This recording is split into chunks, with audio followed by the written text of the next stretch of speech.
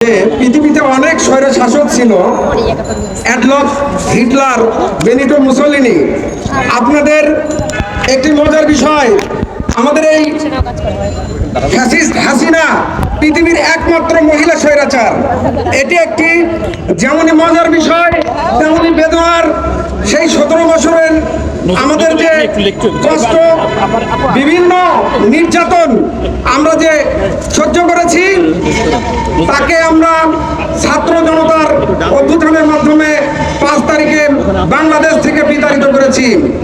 আজকের এই প্রোগ্রাম আওয়ামী কাউন্সিলরদের পুনর্বাসনের বিপক্ষে গণবিক্ষোভ।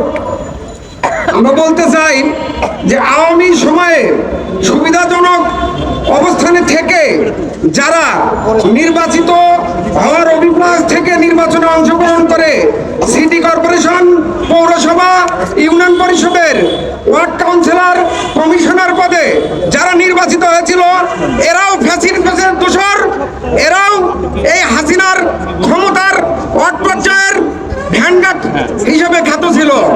তাই এদেরকে আমাদের যে কোনো ভাবেই হোক প্রতিহত করতে হবে। এদের হাতেও এই ছাত্র জনতার রক্ত লেগে আছে।